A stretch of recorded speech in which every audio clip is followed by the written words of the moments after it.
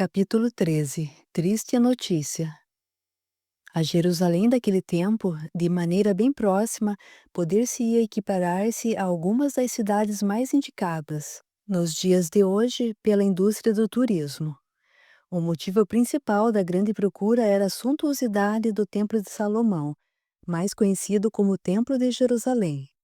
Era o ponto convergente dos mercadores que exploravam a boa-fé daquela gente ignara e que vinham agradecer os seus lucros extravagantes.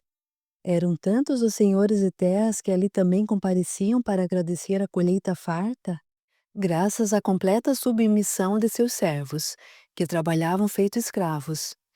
E por último, o local abençoado da plebe aflita, que o buscava na tentativa de encontrar alívio aos seus sofrimentos e tribulações da vida. Já no tempo em que o bondoso mestre manteve a sua augusta presença entre as criaturas humanas, o Templo de Jerusalém, sem dúvida alguma, foi o centro das atenções dos grandes endinheirados do mundo. E mesmo após a crucificação, caras novas eram vistas quase que diariamente. Jeremia, o incendiário, era um deles. Temeroso de ser descoberto como causador da destruição da casa de Samuel ben Moses e sabedor da estima que Jairo, o estalajadeiro, e Eliezer devotavam ao rapaz e sua mãe, resolveu fugir para Jerusalém. Descarado e mentiroso como sempre, disse ter trabalhado no templo de Hebrom e que conhecia Xanã ben Judá. Usando essa informação, solicitou ajuda, dizendo ter vindo a Jerusalém para tratamento de uma filhinha doente. Não lhe prometeram nada, mas como diariamente aparecia nas pregações do templo trazendo uma criança nos braços, como se estivesse impedida de andar, um dos que tinham poder para contratar procurou-o e pediu que viesse ao templo no dia seguinte, pois iriam lhe arranjar uma ocupação. É digna a observação de como o espírito reencarnante, ao pisar sobre a poeira terrestre, esquece-se facilmente o que prometeu, muitas vezes entre lágrimas, e descumpre com facilidade a promessa feita antes de renascer. É comum ouvirmos: será esse o destino que eu pedi a Deus? Ora, ninguém em sã consciência pede um destino ruim. O destino só será desagradável se a criatura tomar o caminho do mal. Convenhamos que os prepostos da divina providência, encarregados da preparação dos processos reencarnatórios, jamais concordariam se alguém desejasse renascer para tornar-se um criminoso, um viciado ou um suicida. Deus ajuda a todos, mas dá o livre-arbítrio, e cada qual escolhe o caminho que quer seguir. Por pura maldade, Jeremia, o incendiário, semeava brasas acesas pelos caminhos que futuramente teria que palmilhar. Exultante de alegria pela chance que ardilosamente conseguira, no dia imediato apresentou-se para o trabalho, e dentro de alguns meses, tornou-se o encarregado de cuidar de todos os paramentos religiosos do templo. Cumpria com bastante rigor os horários que os seus superiores estabeleceram, mas sempre atento, procurava mais ouvir do que falar. Com a audição atilada, trabalhava cautelosamente, esperando que surgisse o ensejo de descobrir algo a fim de poder manipular o acontecimento e sobressair-se sobre os demais auxiliares. A enormidade do Templo de Jerusalém permitia que algumas pessoas trabalhassem em suas dependências durante algum tempo sem se conhecerem. Assim foi que somente depois de alguns meses, Jeremias ficou conhecendo alguém que frequentava as reuniões dos cristãos. Porém, era alguém que lhe estava abaixo e que não lhe renderia nada se o delatasse. Ao vislumbrar, porém, a sonhada chance que tanto esperava, aproximou-se do colega de serviço e fez de tudo para conquistar-lhe a confiança. Com a cara mais deslavada do mundo e fingindo uma inocência que não possuía, perguntou ao novo colega se não era perigoso falar sobre os seguidores do crucificado nas dependências do templo. Gilade, confiante, respondeu-lhe: perigoso é, pois conheci diversos companheiros que perderam o emprego somente por repetir alguns dos enunciados de Jesus de Nazaré. Pois é, continuou Jeremias. Sou novo aqui em Jerusalém e não conheço nada. Gostaria de saber o local onde os cristãos fazem suas reuniões.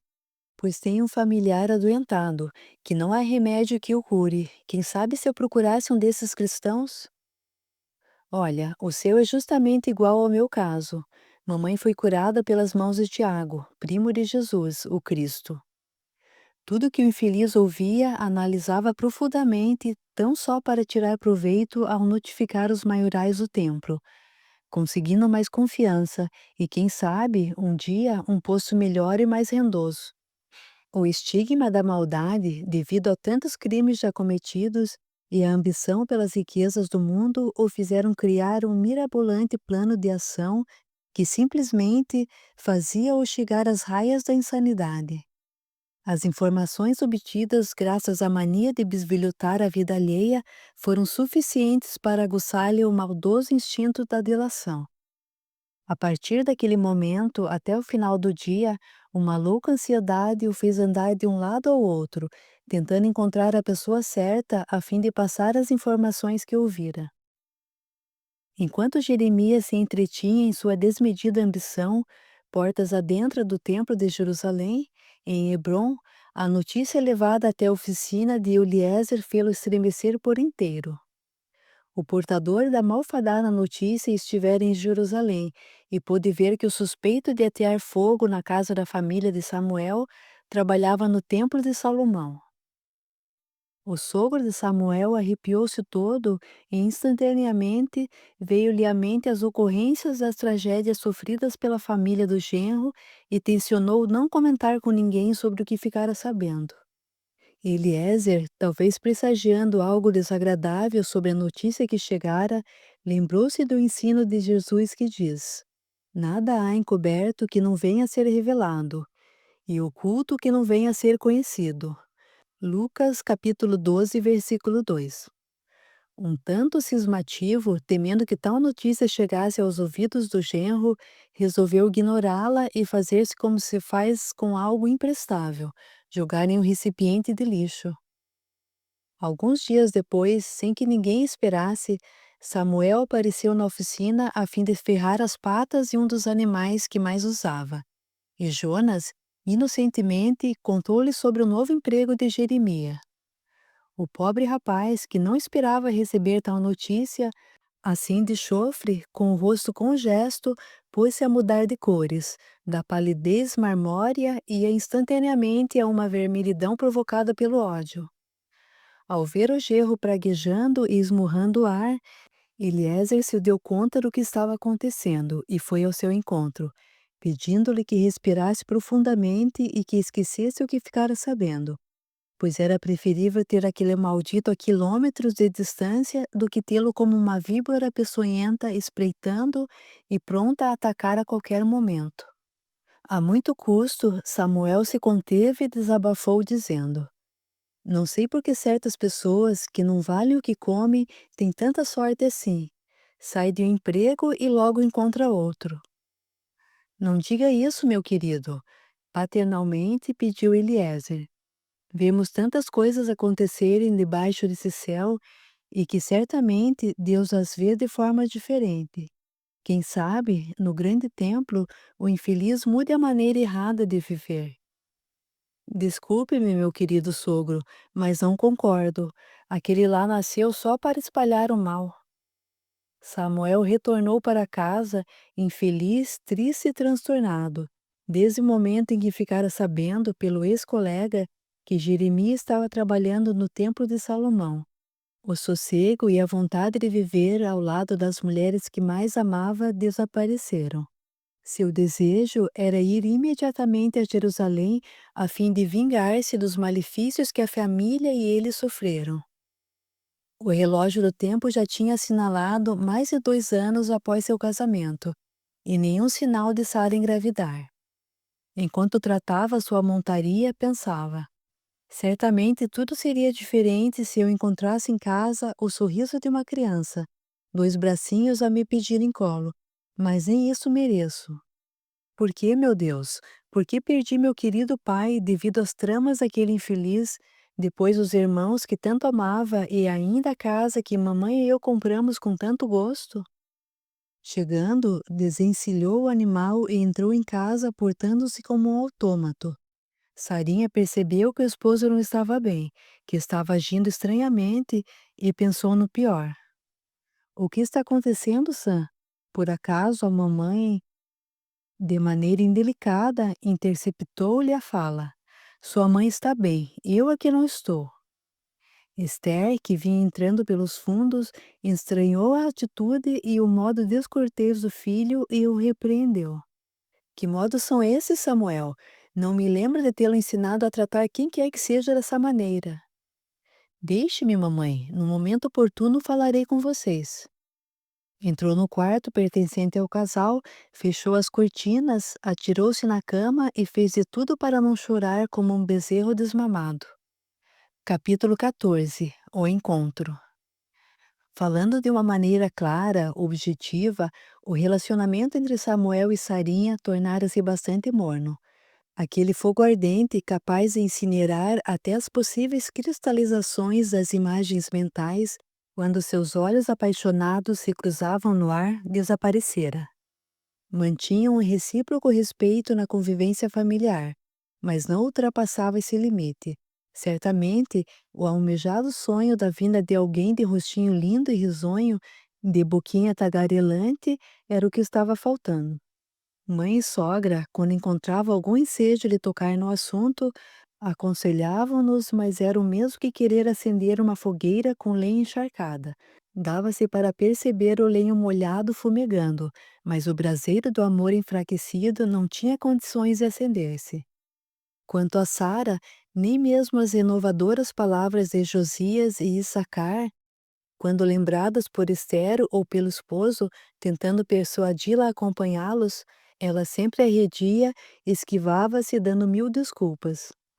Ao contrário da mãe, que se livrara em definitivo dos angustiantes achaques que a atormentavam noite e dia, a jovem esposa de Samuel nem queria que fosse mencionado algo sobre os cristãos dentro de casa.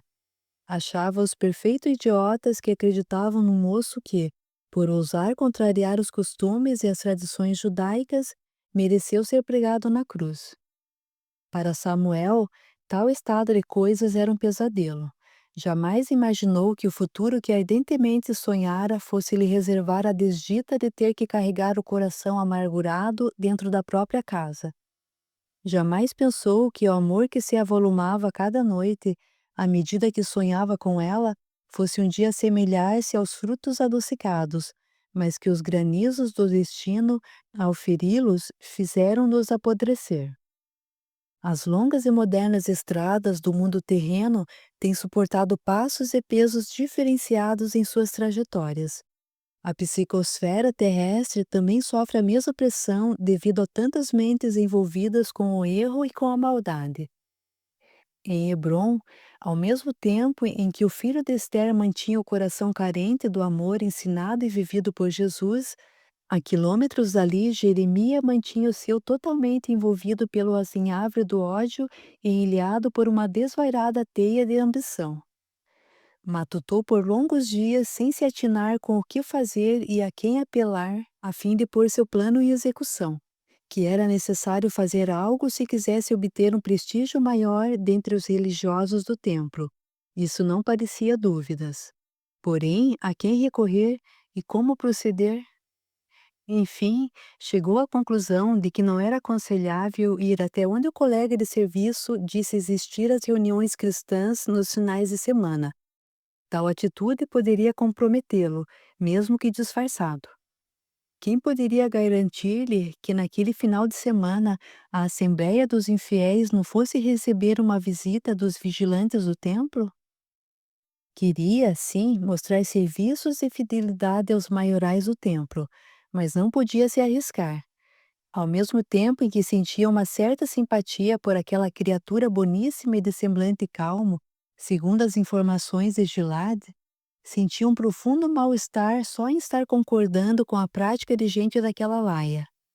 As palavras de Tiago, menor, assim chamado para diferenciá-lo de Tiago, irmão de João, filhos de Zebedeu e Salomé, eram ditas de tal forma que faziam lágrimas deslizarem de tantos olhos já turvos pela idade, e de tantos outros pelo sofrimento causado pela perseguição aos adeptos do meigo Rabi da Galileia. O infeliz delator de cristãos e insensível incendiário deixou que se passassem 2 semanas até decidir o que iria fazer com o que sabia sobre a reunião dos seguidores de Jesus. Estava certo de que seria aquela a cartada final, e que, se desse com os burros na água, teria de viver fugido pelo resto de seus dias. Naquela noite, o infeliz Jeremias não conseguiu dormir a contento, apesar de estar bastante cansado. Quando uma leve sonolência parecia querer levá-lo aos braços aconchegantes de Hipnos. Observação: Hipnos, segundo a mitologia grega, deus do sono e dos sonhos. Ouvi a voz de Gilade falando sobre o semblante calmo de Tiago, filho de Alfeu. Ao mesmo tempo, ouvi os sequentes ecos incomodativos das vozes agoniadas dos primeiros cristãos quando delatou a família de Enoque ben Moses. Eram os renitentes gritos que sua consciência registrara, condenando-o pelo que fizera até aquela data. Acordou abatido, com o humor de cão, e sentou-se à mesa com ar de enfado. Nem o bolo preparado com esmero, nem mesmo o adocicado suco que adorava lhe apeteceram. A pobre Lea pediu-lhe licença, como de costume, e foi cuidar dos filhos, deixando-o absorto em seus pensamentos. Revolvendo-se com o amontoado de problemas que ajuntara para se atormentar com eles, engoliu às pressas meio copo de suco, cortou um naco de bolo e, da porta mesmo, despediu-se de Lea e dos filhos, e saiu feito um doido estrada fora. Chegou ao templo quase sem fôlego, mas decidido a denunciar o que sabia. Assim, procurou o sacerdote Ananias e, mesmo temendo ser rechaçado por ele, arriscou. Bom dia, querido irmão Ananias. O que o traz assim tão cedo à minha sala, Jeremias? É um assunto de suma importância e que eu não me arriscaria a dividir com ninguém. O que houve, afinal? Ouvi um desconhecido dizer que a poucos quilômetros da estrada de Jericó existe um agrupamento cristão liderado por um tal de Tiago, primo de Jesus, que além de comentar as anotações de Levi, também faz curas. Está certo, Jeremias. Deixe por minha conta, que vou tomar todas as providências para que a tal reunião deixe de existir e para que sejam condenados todos os culpados. Infeliz a criatura que se compraz no mau caminho. Mal sabe que o júbilo que antegoza quando vê seus instantâneos desejos satisfeitos será o aguilhão incandescente que o martirizará no futuro. A promessa de Ananias e a solicitação de que fosse deixado a seu cargo, tanto o castigo como a extinção das reuniões, deixou Jeremias felicíssimo. Apesar da morosidade do esperado evento, Jeremias já se dava por satisfeito, pois tinha certeza de que seria desmantelada mais uma reunião cristã. Como o aluno que conta os dias que antecedem as férias escolares, o infeliz incendiário nem dormia direito, nem sequer tinha a mínima ideia de que aquela mórbida ansiedade acarretar-lhe-ia águas de sabores e uma nova fuga. Finalmente, após uma semana que se arrastara no tempo, Ananias convocou-o à sua presença e lhe perguntou: Então, Jeremias, já está sabendo a novidade? Está satisfeito com o que fizemos ontem? Mas o que houve, reverendíssimo? Os homens do caminho e os seguidores de Jesus já não têm mais onde se reunir, pois derrubamos o local onde se agrupavam. E por sorte, pegamos o maioral deles. Esse infeliz está preso e certamente será executado. Quem é esse infiel, irmão Ananias? O que você diz que é parente do filho do carpinteiro, também conhecido como Tiago, menor. Capítulo 15. O apedrejamento. Sem encontrar melhores palavras a fim de bajular o sacerdote, Jeremias apenas disse: É bom mesmo, assim essa gente aprende a valorizar a crença e as tradições dos nossos ancestrais. Ótimo, Jeremias, vejo que você é um dos nossos. Estamos decidindo o que fazer com o bode velho, e quando estiver tudo acertado, o avisarei para que você também participe do desfecho final da vida daquele farsante. O pobre infeliz saiu da sala do sacerdote como se estivesse pisando nas nuvens. Nunca em sua vida sentira-se assim tão importante. Voltou às suas ocupações, desejando que o expediente daquele dia terminasse logo, pois queria dividir a felicidade que estava sentindo naquele momento com a esposa querida. Enquanto o pobre Tiago, primo e fiel discípulo de Jesus, amargava o desconforto da cela fria, os pseudos religiosos do templo maquinavam o que fazer para exterminar-lhe a vida. Houve quem pensou em crucificá-lo, como fizeram a Jesus, porém a maioria achou ser perigoso, pois a repercussão de tal ato poderia trazer-lhes imprevisíveis consequências. Alguns dias depois de preso, retiraram o pobre ancião da cela onde estava encarcerado e o levaram a caminhar pela cidade, como se fosse um animal puxado pelo cabresto. Muitos dos circunstantes que viam aquilo seguravam ao máximo os ímpetos de revolta, por ver o benfeitor e iluminado orientador do povo sendo arrastado pelas ruas da cidade. Mas não tinha o que fazer, a trama era sempre bem urdida, e ai de quem se intrometesse nos assuntos do templo. Numa das vielas, um local apertado e um tanto ermo, alguns dos antigos seguidores e beneficiados pelas mãos do iluminado ser, unindo-se aos novos simpatizantes da doutrina redentora do Mestre, tentaram surrupiá-lo do controle dos organizadores daquele festejo macabro, mas em vão. Tudo estava preparado para que o pobre Tiago fosse apedrejado no pátio do templo. Num dado momento, o sacerdote e o seu bando pararam, com a desculpa de que o preso se encontrava bastante cansado. Estava, porém, tudo preparado.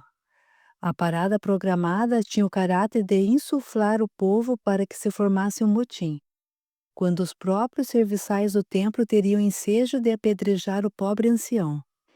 Ninguém tinha notado, mas algumas dúzias de pedras, de variados tamanhos, foram trazidas até ali durante a madrugada para que fossem usadas no momento oportuno.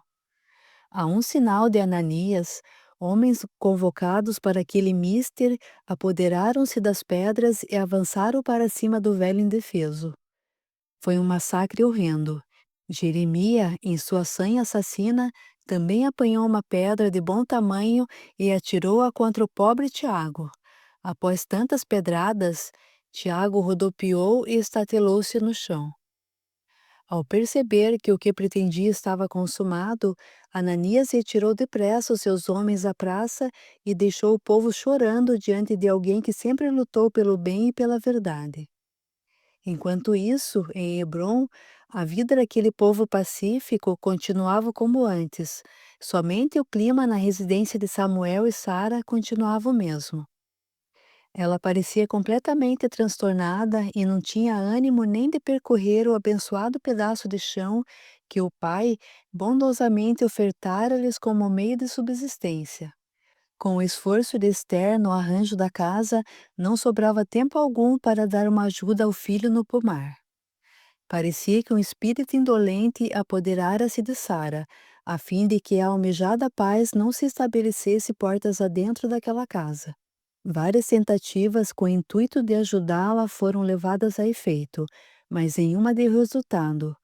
Aconselhado pelo sogro, Samuel a convidou a viajarem por algumas semanas, mas tal possibilidade foi rejeitada na hora. Para que viajarmos por algumas semanas se a vida se me tornou um tédio? Você não gostaria de passar algumas semanas na casa de seus pais? Lá você teria a companhia de sua mãe, de Rutinha. Não, não, estou bem assim. Deixe-me quieta em meu canto. Eu não bulo com você e, por favor, não mexa comigo. O casamento de Samuel e Sara, pela monotonia existente, parecia estar fadado ao fracasso, porém nenhum dos familiares desanimava. Toda vez que um deles fosse a palestras e Isacar ou Josias implorava aos céus a ajuda em favor do casal. Porém, quem precisa engolir o remédio amargo que trará a cura é o doente, e não os que o assistem. Assim, depois de passar um longo tempo sem que os ponteiros da cordialidade marcassem um momento de amor entre os dois, debilitada por uma deficitária nutrição, pois que rejeitava todo e qualquer tipo de alimento, Sara adoeceu e não houve quem desse jeito naquele quadro enfermiço, iniciado pela sua intemperança mental. Para desespero de todos, o dia amanheceu com Sarinha sem vida, sem que ninguém, pelo menos, visse ou ouvisse qualquer tipo de manifestação nos instantes finais de sua curta existência. Samuel gritou desesperado no momento em que entrou no aposento da esposa e a viu sem cor e sem vida. Datava-se de longos meses que não mais dormiam no mesmo quarto. A falta de um diálogo sincero provocou a tragédia, jogando por terra as doces esperanças das duas famílias. Samuel parecia não acordar do pesadelo em que vivia, pois amava a esposa em demasia. Esther não sabia o porquê do afastamento, da não aceitação dos carinhos do filho e também da relutância da nora em não querer acompanhá-los às reuniões cristãs, onde certamente encontrariam as forças necessárias para lutar e vencer. Foram poucos os anos em que o casal teve a felicidade de viver em paz, numa união alegre e sadia. Conversavam animadamente, passeavam a cavalo juntos, não se largavam.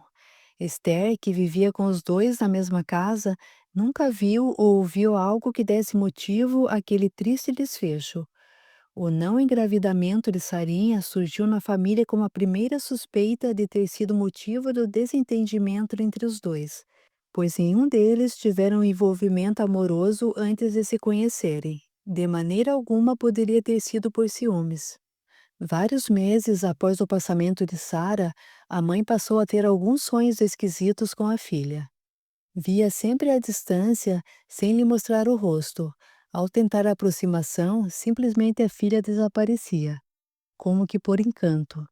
Indagado, Isacar encareceu a necessidade de todos da família começarem a orar em benefício daquele espírito, que com certeza encontrava-se ainda sem ter noção de já estar fora do corpo físico.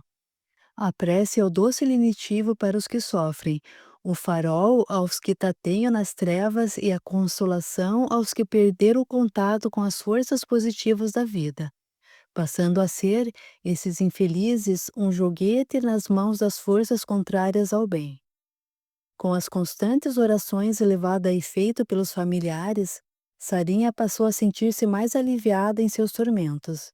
A ideia fixa de que a abandonaram em local estranho e distante do próprio lar foi se dando lugar a uma necessidade crescente da convivência familiar, onde se sentia melhor e onde o conforto da prece a levava a repousar tranquilamente, sem nenhuma influência perniciosa, nociva ao frágil estado em que se encontrava. Meses depois, nova visão trouxe a Marta a esperança de começar a deslindar o segredo da infelicidade que envolveu o casal Samuel e Sara. Agora, bem mais que uma simples visão, Marta, como se fosse num sonho, ouviu a saudosa filha dizer-lhe: "Ah, mamãe, quanto sofrimento eu poderia ter evitado para nós todos se não deixasse o ódio me cegar. Já me sinto melhor e em condições de entender que cometi um grande erro em acreditar numa coisa, sem constatar a veracidade da mesma. Não, não é necessário se esforçar para tentar entender o que estou lhe dizendo. Pergunte a Rutinha. Bem que ela tentou me abrir os olhos, mas o orgulho ferido e o ódio, pensando estar sendo traída, levaram-me a cometer o maior desatino que se pode cometer: desistir da vida, suicidar-me lentamente." Aquele encontro com a filha parecia a Marta uma espécie de sonho, mas, apesar disso, o desconforto ou a felicidade que o espírito ainda vinculado ao corpo físico sente é algo de difícil explicação devido à evolução de cada um. Marta, não obstante obter facilidade de alçar-se ao plano espiritual, graças ao seu esforço no bem, pôs-se a gemer e a soluçar tanto que acabou acordando o esposo. "Marta, Marta, o que foi, meu anjo? O que aconteceu? Teve um outro pesadelo?" "Sim, mas foi tão diferente." "Diferente como?" "Não nos falamos usando a voz, mas entendi tudo o que ela me disse." "Você não quer, ou melhor, você já tem condições de me contar esse sonho?" "Creio que sim. Mas não seria melhor contar daqui a pouco, no primeiro desjejum? Assim, Rutinha também ouvirá e certamente poderá nos ajudar. Como queira, meu bem, como queira.